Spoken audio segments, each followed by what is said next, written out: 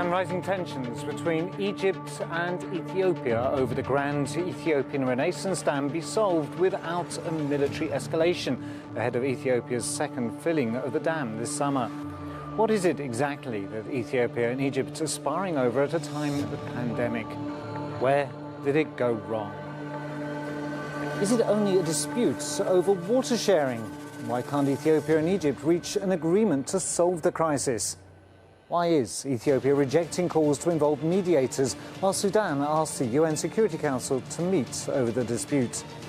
As a matter of concern to 11 basin nations, how will these nations react to the escalation, while Ethiopia is saying that Egypt and Sudan are politicizing the negotiations and turning it into an Arab issue, adding that it is an African issue? But is it only an African issue? And should the international community intervene to solve the crisis? We'll answer all these questions by looking beyond the edge. Let's get started with a brief history about this reoccurring source of tension.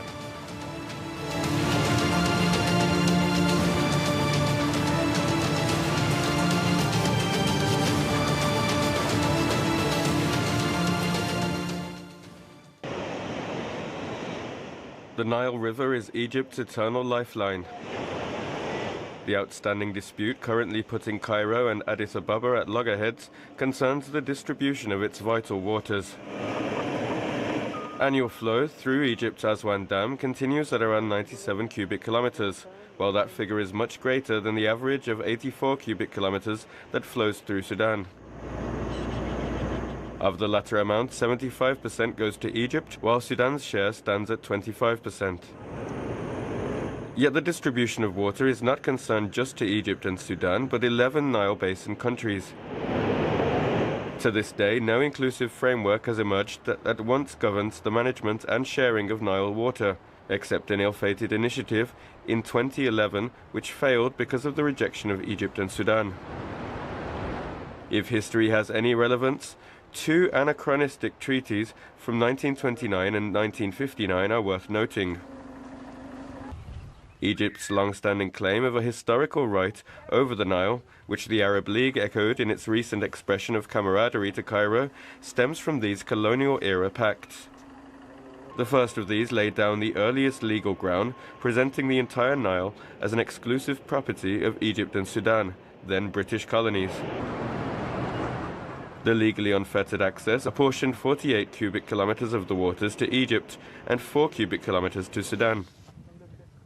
All exclusive rights over the waters of the Nile were stipulated in previous agreements. Now independent states, Egypt and Sudan once again fully allocated the Nile's flow amongst themselves. The 1959 agreement over the Nile re-granted the lion's share of the water, which amounts to 55.5 cubic kilometers, once again to Egypt. Sudan agreed some 18.5 cubic kilometers, representing a significant increment from 1929. The Khartoum-Cairo deal understandably drew the ire of other riparian states. They denounced the pact as exclusionary and obsolete at once, and thus see them as invalid. The Nile Basin Initiative, an organization they established, is a substantial move the countries undertook that made any such legal tool a thing of the past. Many commentators agree that the question of equity among the waters of the Nile ideally ought to involve all 11 sovereign states. Therefore, Ethiopia and Egypt are not the only states party to the dispute. The issue has come back to light recently due to Ethiopia's decision to plough ahead with its Grand Ethiopian Renaissance Dam project, otherwise known as the GERD. Indeed, the Grand Ethiopian Renaissance Dam does not constitute the kernel of the current hostile rhetoric and ever-escalating tension over waters that goes back to these colonial decisions. In March 2015, Ethiopia, Sudan and Egypt convened to ink an important document dubbed the Declaration of Principles. The accord furnished Egyptian consensus for the building of the dam, marking quite a smooth transition into a post-dam construction era of series of bargaining. The agreement admirably attributed the dam inter alia to the shared value manifested in promoting transboundary cooperation and regional integration through generating power. In addition to this, the agreement emphasized the understanding that downstream countries would be given priority to purchase electricity generated from the GERD. The Ethiopian government seeks to show its determination to finish the building phase of the project and commence generating power with its speedy development. However, now, downstream nations are concerned over how their flow will be affected. The best-case scenario is that if all parties could get back to the negotiating table and come to a quick agreement, though current tensions are spilling over into tough talk from diplomats.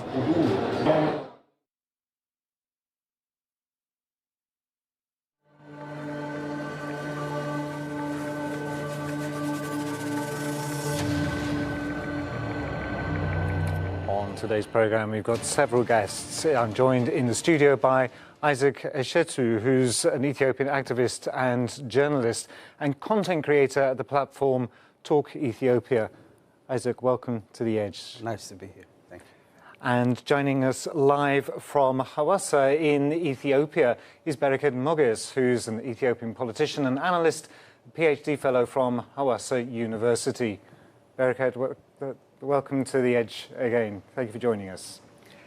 Nice to see you again. And also from Kuala Lumpur, Malaysia, we're joined by Dr. Mohammed Hafiz, who's Professor of Dam and Geotechnical Engineering and an expert on civil engineering in Kuala Lumpur. Thank you for joining us, sir. Thank you for inviting me. Now, before we begin our discussion, let's have a look at an infographic. The 1.8-kilometre long Grand Ethiopian Renaissance Dam is being built up by an Italian company. This infographic has more technical facts about the dam.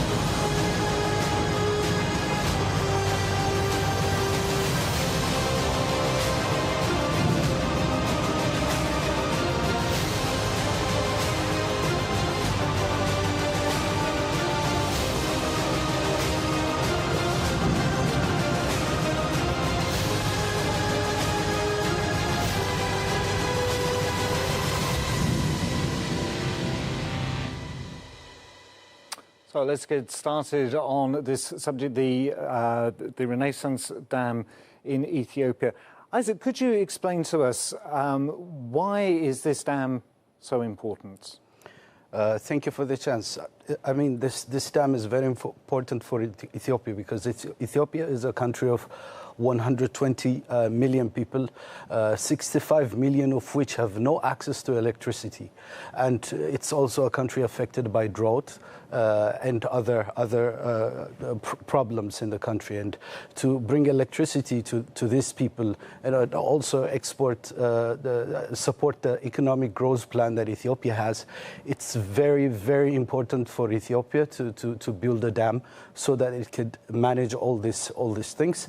And I would like to mention the fact that out of the Nile basin countries, Ethiopia actually constitutes 40% of the whole population of the basin countries. That's 11 countries, and Ethiopian population represents 40% of that population. And at the same time, Ethiopia represents 86% of the contribution of the Nile water, which in turn is a huge number, and sometimes in the summer it becomes 96%. So Ethiopia is a huge contributor to the water of the Nile, but all up to this time, Ethiopia has never benefited from this huge water resource in the country. And it actually represents 70% of the water resource available in the country. And we have not been able to make use of that. And it's very acceptable internationally, morally, politically, for a country to utilize 70% of its own water resource and use it to the betterment of the life of its citizens and bring electricity to more than 65 million people. And that's what we're trying to do, basically. So looking for the economic benefits from the resource whilst and taking advantage of it. Yeah. Bereket, right now in Ethiopia, there are elections going on. How important is the situation of the dam at this moment to the politics of Ethiopia? Thank you very much for having me. I think one of the main issues that we have been dealing with in Ethiopia about our dam is the security of the dam itself, because we have been in election and then it has been really very challenging for us because everywhere with Sudan, with issues in north and issues around Benshangul Gums, we have been in a really very serious condition. But after the election has been concluded peacefully, now we are aiming that Ethiopia still is a strong East African country and then united, and then we are hoping that peace will be the major issue now. Even we are working on GERD very specifically, improving its capacity and then finalizing the project. I think it is really important, and the ruling party also used this issue in its politics to make sure the people have trust in the government. So both economically and politically, this dam is a very important project for securing peace in the region. Yes. Is that right? Sure. So it's the way forward. Dr. Hafiz, let me come to you from the perspective of the dam. This project obviously is going to bring huge benefits to Ethiopia. And as Isaac has just mentioned, is going to enable electricity to supply to people who currently don't have electricity. It's going to provide other benefits for Ethiopia. But there are at the same time issues contrary to that. What are your thoughts? All right. First, thank you for inviting me. And I just want to correct some information which was displayed just now in the video.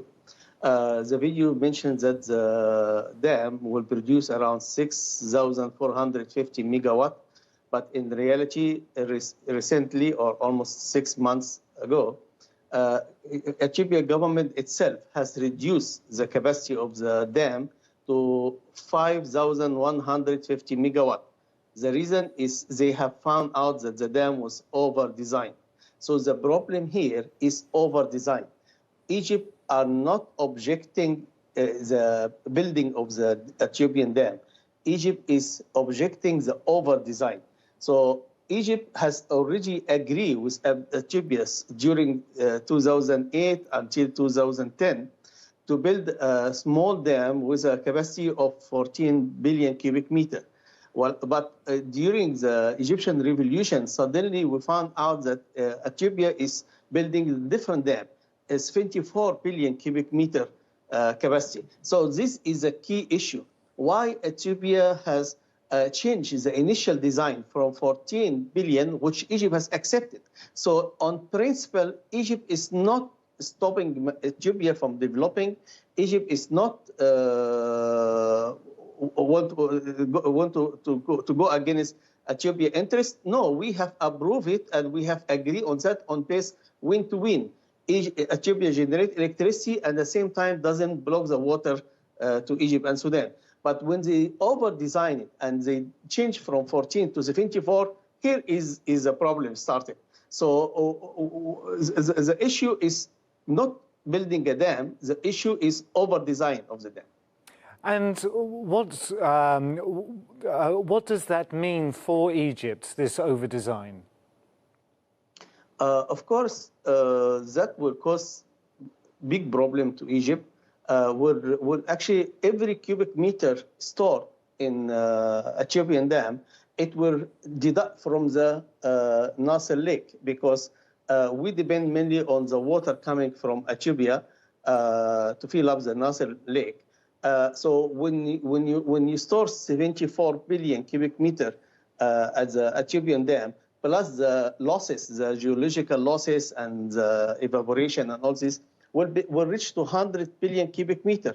So this 100 billion cubic meter should has reached to the Nasser Lake, but we, because of the dam, it will be stored in Ethiopian dam. Then the Nasser Lake level will start drop gradually until reach to the dead storage, where there's no water for the Egyptian to drink and to irrigate their farms. Please, I'd like to add a few points on that. I think Dr. Hafiz made it look like a conflict that just started recently. This is not the problem between Egypt and Ethiopia. Ethiopian government is not something that just came with the alleged redesign or something similar to that. The biggest problem that we have had is Egyptian governments have clinged to colonial era agreements of 1959, and they want to maximize the usage of the Nile, and they want to be the sole owners of the Nile. They have historically enjoyed from a veto power over the construction of any kind of dam, while the Nile actually passes through 11 countries.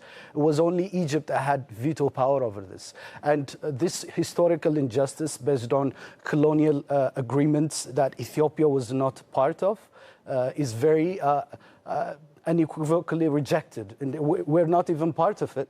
And this actually, the 1959 agreement allocates 66% of the water to Egypt and 22% to Sudan.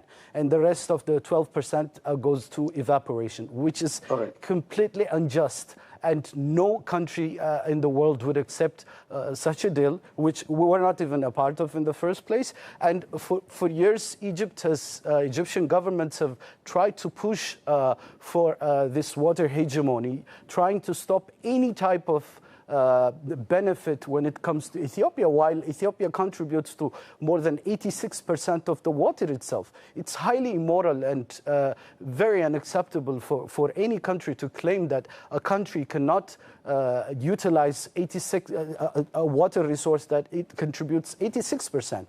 This has never been acceptable. This is what we've been discussing. For example, we could talk about the Nile Basin Initiative that was signed in 1999. We could talk about the Cooperative Framework Agreement in 2010, to which Egypt and Sudan failed to agree to.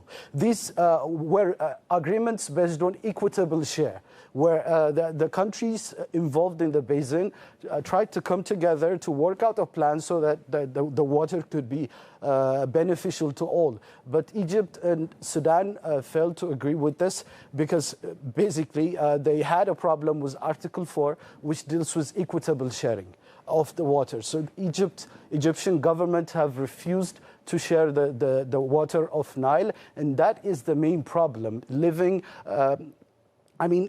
Suggesting that a country should stick to a 1959 colonial agreement, which Ethiopia has not signed itself, and that has been the biggest problem that have been hampering this huge process to which Egypt has been stalling, trying to make it go away, trying to make sure that it gets to never be built, and this is not acceptable. Let's give Mohammed a chance to respond to that. Okay, I think our friend from Ethiopia, he has missed many facts.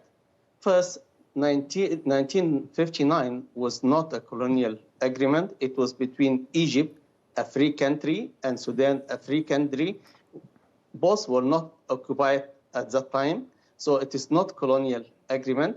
Secondly, the agreement which gave veto to Egypt, not agreement 1959, but the agreement 1902, which you don't want to talk about it.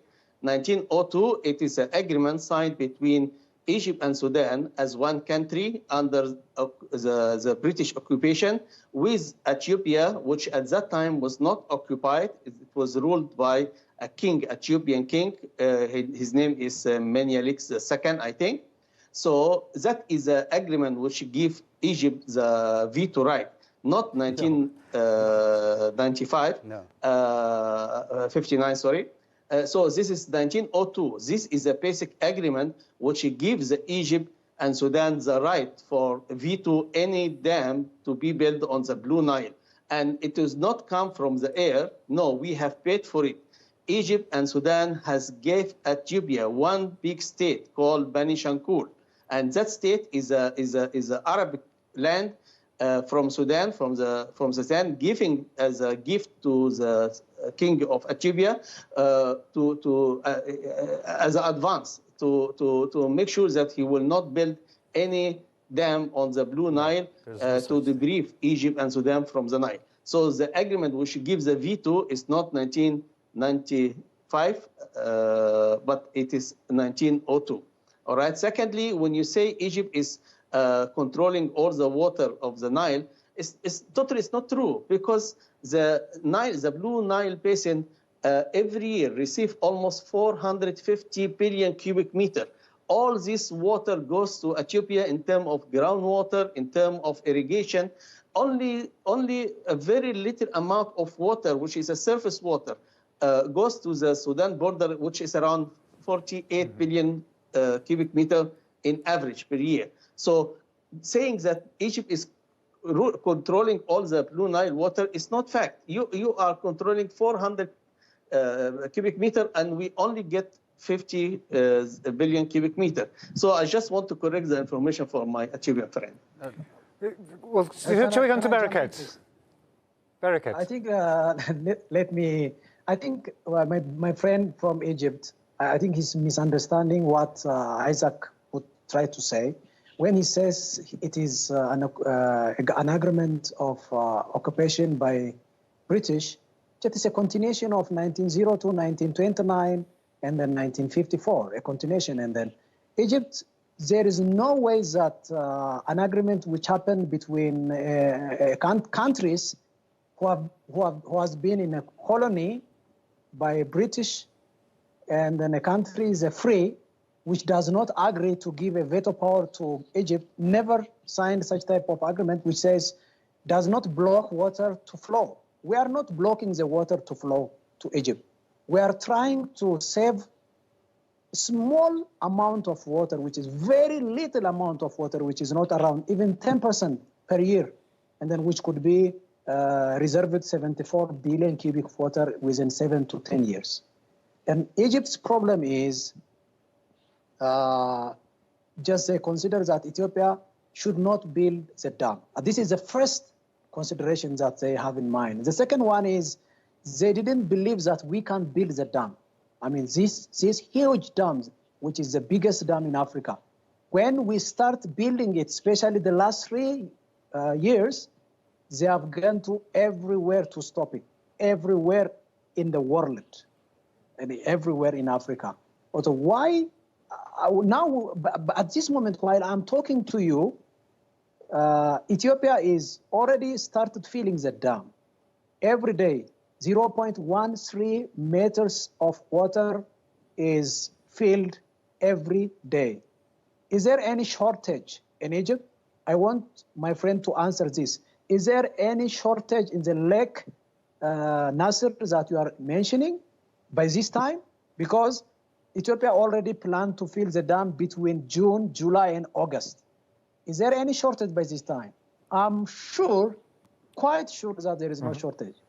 Why are they crying then? They are crying because Ethiopia is going to develop herself to get electricity for the rest of 65% of its people, where this dam is going to give the same service that your Aswan Dam gives to Egypt. just giving electricity to the country, and then the water flow continues as a normal flow. And then it also helps Egypt's water to be saved in Ethiopia, the 12% which is evaporated every year when it is reserved in Egypt could be saved if it is reserved in Ethiopia. Why is all this fighting coming to Ethiopia when they know you are a technical guy, you are working in engineering, you are you know everything, and then there is no any problem in the technique because the international panels of technical people have approved the dam is in a good status, and then it's very strong. It's very helpful for the downstream countries. Why only Egypt is crying like it is going to destroy or just bring a drought to Egyptian? Because we save 10% of the water every year. You've asked several questions. Is the flow of water actually reducing the amount of supply to Egypt at this time? And what is the concern? Mohammed, Hafiz. Of course, I agree with my friend from Ethiopia. There is no significant harm now in the year 2020, 2021, 2023, 2024. Whatever amount of water stored at the Ethiopian dam will not cause a significant harm to the Egyptian or to Egypt as a state. Why? Because we have a reservoir in Nasser Lake, which we will start using it gradually. So when Ethiopia has completed filling the dam, our Egyptian lake, Nasser Lake, will reach to almost to the dead storage. There is no water for the people. So when you say you are filling today and Egypt has no losses or it's not suffering, yes, I agree with you. But because for the coming 3-4 years, the Egyptian will not directly feel the harm of the Ethiopian dam. But after 4 years from now, when the storage in Nasser Lake reach to the dead storage and no water coming from the lake, then the Egyptian will die one by one. So you are giving some information which maybe is okay. I agree with you on the short term, on the 3-4 years from now. But what after 2024? There is no enough water in the Lake Nasser to support the Egyptian people. All right. So saying that the Ethiopian dam will not harm the Egyptian people, I don't think it's true. Well, we'll come. You didn't understand my question, my brother. I said, is there any shortage in the flow of the water, not in the reservoir? Now the normal flow is in the same level. That the increase of the water because of the rain, we have, tremendous water amount now coming from Ethiopia. Dr. Hafiz, is there a reduction in the flow? We cannot say anything now because actually the flood hasn't started yet. All right. When you talk, we don't talk about the flow. We talk about the total amount reached to the Nasser Lake per year after the flood. So, of course, Ethiopia for the second filling, we won't be able to store much water. They will store less than 2 billion cubic meter. It won't have much effect on the Egyptian because these 2 billion cubic meter can be easily taken from the Lake Nasser. So this year, Egyptian will not feel any harm. Next year also, I assure my Ethiopian friend, we won't feel any harm. But on the long term, we will have a very a significant harm, especially if during this coming few years, if Ethiopia or the Blue Nile went in drought, we might have drought next year. So is the uncertainties of the future remain. Dr. Hafiz, I know your time is very limited. Thank you so much for joining us here today welcome. On The Edge. Thank you very much. Thank you. Isaac, we'll come back. Bereket, we'll be back in a moment. Let's have a look at this video together. The Sudanese foreign minister has called for UN officials to hold session over Ethiopia's plans to develop the country's controversial Renaissance Dam. Sudan has asked the United Nations Security Council to meet and discuss the dispute over the giant dam being built by Ethiopia along the Blue Nile. Ethiopia is pinning its hopes of economic development and power generation on the Grand Ethiopian Renaissance Dam, while the two downstream countries, Egypt and Sudan, are concerned about it and are seeking a binding agreement on the filling and operation of the dam. Egypt relies on the Nile River for as much as 90% of its fresh water and sees the dam as an existential threat, while Sudan is concerned about the operation of its own Nile dams and water stations. Sudan's foreign minister called on the Security Council to hold a session as soon as possible to discuss the GERD and its impact on the safety and security of millions of people. Sudan and Egypt had already agreed this month to work together on all levels to push Ethiopia to negotiate seriously on the agreement, after African Union-sponsored talks remained deadlocked. Earlier this month, Arab states called on the Security Council to discuss and dispute Ethiopia's plans to go ahead with the second filling of the dam this summer, even without an agreement with Sudan and Egypt. ما هو دور مجلس الأمن؟ هو لا يحيل الأمر فقط على مجلس الأمن، والرسالة المصرية والسودانية كانت واضحة بأن مجلس الأمن يتحمل مسؤولياته، ولكن بيطالب في القرار بعقد جلسة وبشكل عاجل لمناقشة هذا الوضع. Ethiopia previously rejected calls from Egypt and Sudan to involve mediators outside the African Union. Sudan said earlier in June that it was open to a partial interim agreement on the multi-billion-dollar dam with specific conditions.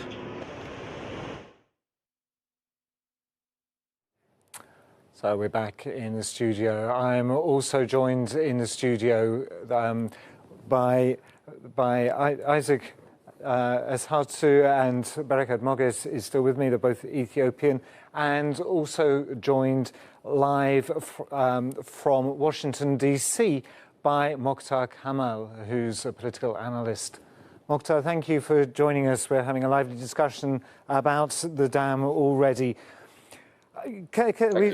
We've been discussing some of the history of the dam and some of the agreements that have been made, as well as the disagreements about the effects of the dam. From your perspective, how do you see the role of the Renaissance Dam, and do you see effects on the Nile Delta?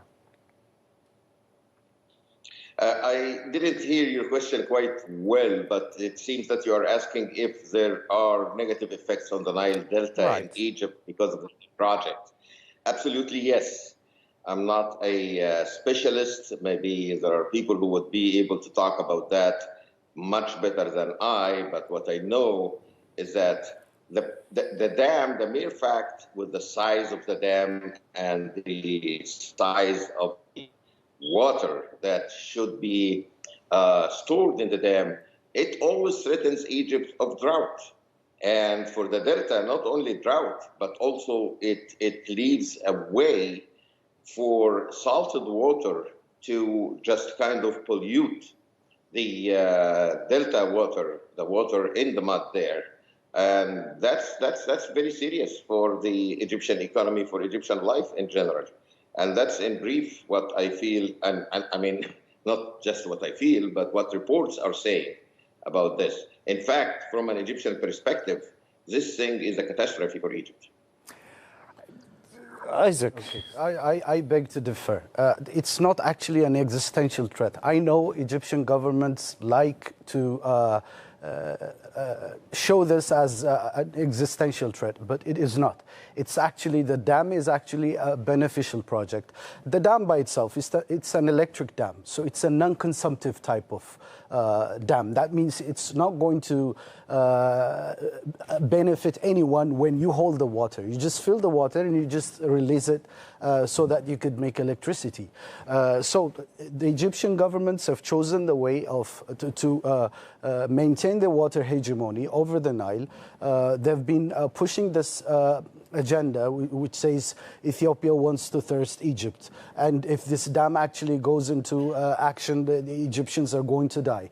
And people are going to die. But this is actually one of the big problems that we have had over the years, because this is actually stopping the Egyptian governments from mitigating these problems in a fair manner. For example, the way that the Egyptian governments and authorities understand significant harm is very problematic.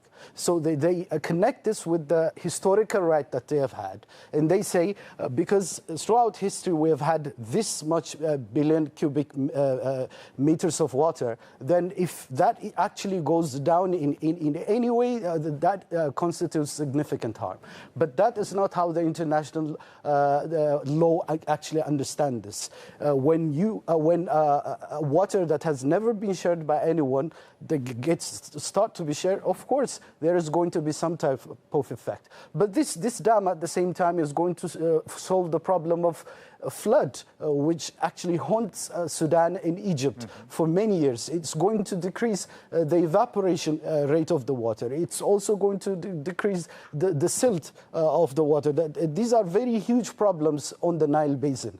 But this, you see, when issues of drought come, these are burdens that all the basin countries have to share. It's not a burden that Ethiopia has to share. We have drought in Ethiopia, and more than according to the UN, more than 22 million people live under the poverty line. And drought is a huge problem in Ethiopia. Why should we be the only ones taking this burden while contributing to more than 86% of the Nile waters? This is not acceptable. And actually, this has stopped the Egyptian governments from moving out of the comfort zones and trying to mitigate these problems. The Nile is not the only source of fresh water of Egypt. Egypt has access to, for example, underground and seawater, which could be utilized. But because they are not willing to go out of their comfort zone and to accommodate the fact that they're going to be sharing the water of the Nile, it has stopped them from mitigating them in fair ways. For example, in Nubian sandstone aquifer system, SAS contains an estimated of 150 million cubic kilometers of water, which some professionals actually say this is enough for 500 years for Egypt. Egypt could use that. Egypt has access to two seas, the Mediterranean Sea and the Red Sea. They could have desalination of water is becoming a very cost-effective method. They could mitigate that. They have access to these, but Ethiopia is a landlocked country. It does not have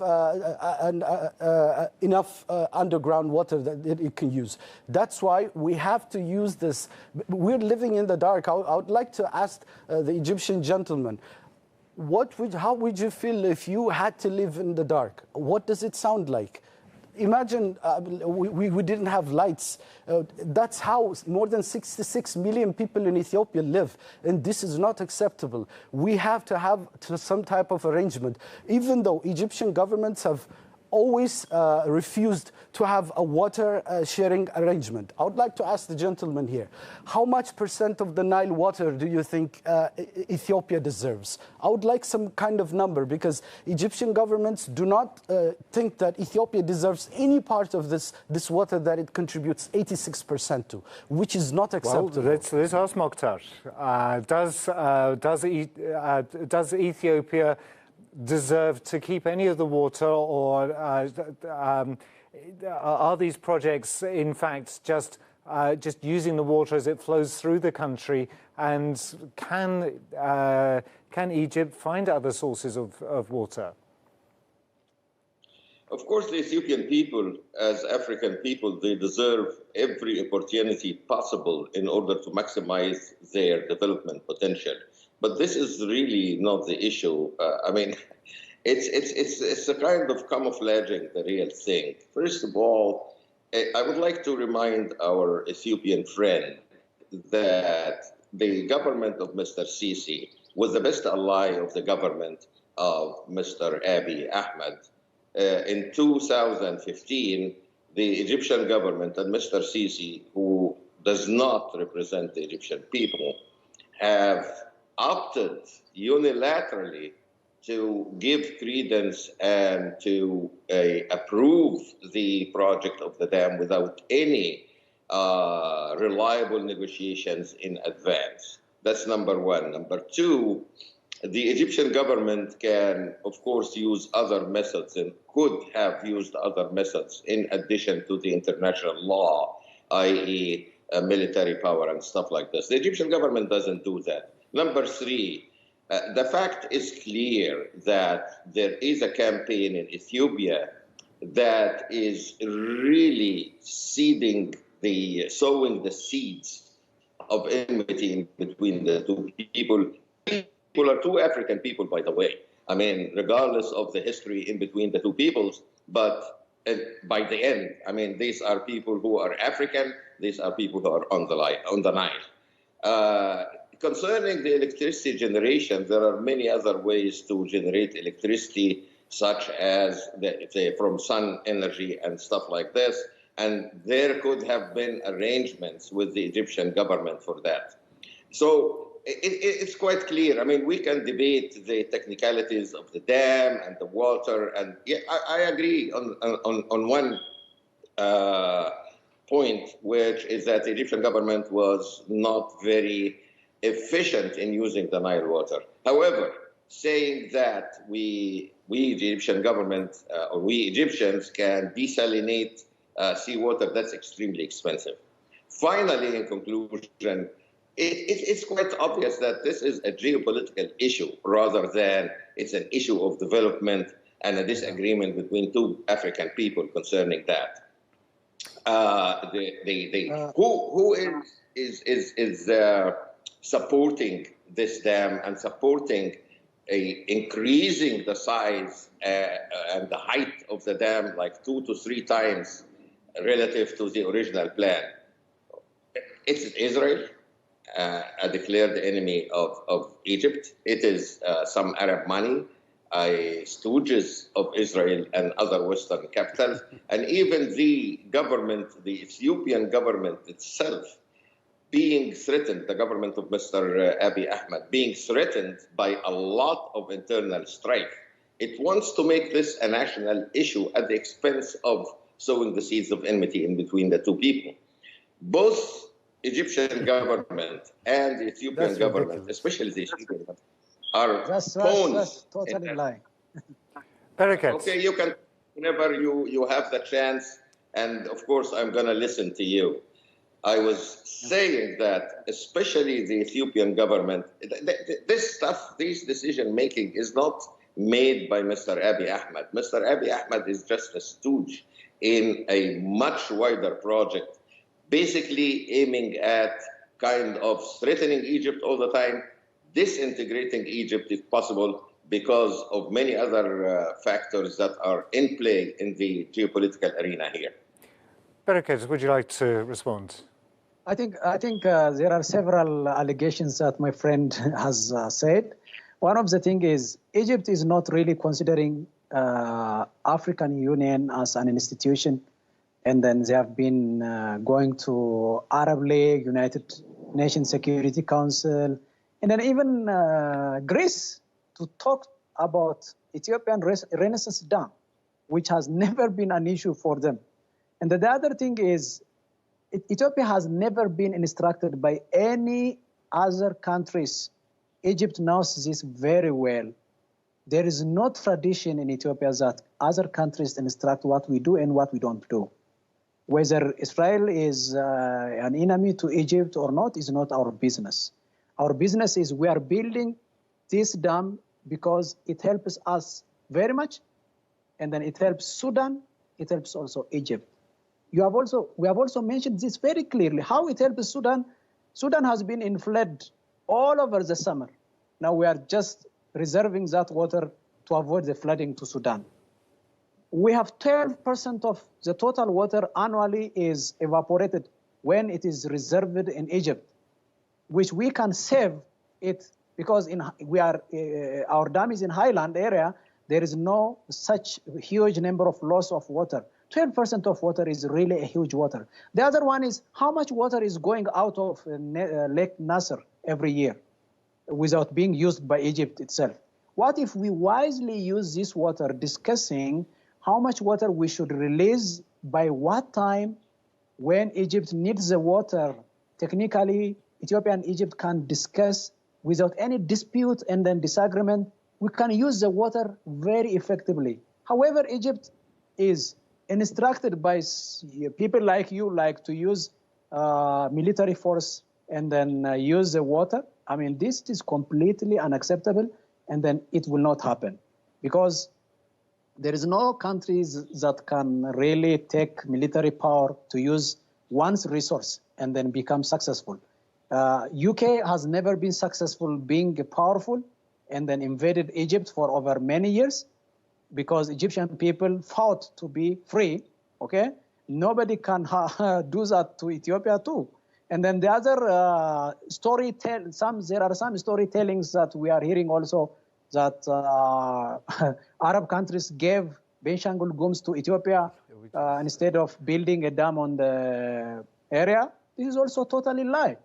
Ethiopia is a very big country many years ago, and then this has happened. I mean, this is simply fairy tales that we hear now and then every time. Please stop recommending any military forces to be used in Ethiopia, which is totally a disaster, especially for Sudan. And then it does not also help Egypt because you are talking about Nile and we are talking about our river called Abai River. That river has many, many sources, and then it can be built more than 10 dams in every river that contributes to the Abai also. I mean, this should not be considered in a harmful way, and we have to be brotherly, discuss in African Union. There is no hunt to go to United States, United Nations Security Council, Arab League, European Union. They are not the ones who contribute the water. Just you and Ethiopia and Egypt. Even Egypt does not contribute. Bereket, if these discussions that I'm sure that there have been diplomatic relations between Ethiopia and Egypt over the last 10 years or more to try and resolve this crisis, if the two countries haven't resolved it, then of course other agencies, including the African Union, the Arab League, and now the UN Security Council. We don't see any problem with that, but I think it's very important to realize the amount of compromise that Ethiopia has had to make for this dam. Ethiopia, for example, physically is able to fill the dam in only 2 years due to the amount of rainwater in the country. But Ethiopia has accepted an arrangement of a 6-stage filling process that takes from 4 to 7 years, just to accommodate the needs of downstream countries like Sudan and Egypt. It's not as if we're not willing to compromise. We're very much willing to compromise. Well, that's being neighbourly, isn't it? That's being neighbourly. They're being a good neighbour, sharing the resource. Yes, so you're not countries are supposed to do. And this is not actually a problem of security. I know Egyptian governments wants to securitize the issue so that they can take it to escalate it to United Nations Security Council. But this is not a security issue as a whole. It is something that we have to arrange between ourselves so that we could both the Egyptian people and the Ethiopian people, the Sudanese people, as brothers, including all the 11 riparian countries, to come together to arrange a way of sharing equitably this huge resource that we have had. So Mokhtar, across the region as brothers, why hasn't this been able to be resolved? Why has it been necessary? And is it still necessary for others to help to resolve this impasse? In fact, I mean, it has become necessary for this weak and underperforming Egyptian government because the African Union did not solve the problem. In fact, I mean, what other concessions do our Ethiopian friends would like the Egyptian government to make other than or more than just kind of giving up all historical rights and giving up all conventions and treaties that had preceded 2011, and that happened in 2019, as I indicated before. In fact, the Egyptian government has been trying here and there to solve the problem amicably in between neighbors, as the Ethiopian friends are saying. And I would like to remind them that anybody who would like to just listen to the clubhouse where there are rooms discussing that from the Ethiopian point of view, or the Ethiopian mass media. They're making it a national campaign. And as I said before, they're trying to create an external enemy or even blow off the image of an enemy in order to try to support the shaky government of Mr. Abiy Ahmed. To say that we cannot go to the Security Council, we cannot go to the European Union, that's ridiculous, because why can't we? We have been in the African Union. The Ethiopian government has been saying that the Blue Nile is going to be an Ethiopian lake, and then they tell us that this is not a security issue. If it is a lake, an Ethiopian lake, then how come it is not a security issue? The Nile River is a cross-border Nile. It's the longest river in the world. And therefore, I think it is against the international law. But again, we can discuss that until tomorrow. I would like to comment on that. How is it against unfortunately, I'd love you to comment it as well, but unfortunately, gentlemen, we're right out of time. This discussion's been going on for more than 10 years already. We can't finish it today here on The Edge, but we can come to The Edge and look forward. I see that former Turkish Minister of Agriculture and Forestry is being called in by all agencies to help negotiate. Let's hope that the Turkish experience can help bring all the countries together and find an equitable solution where everybody benefits. And it is the win-win situation that you hope for, Isaac, and our Egyptian friends as well can benefit from the Nile. Thank you for joining us this evening here on The Edge, all of you.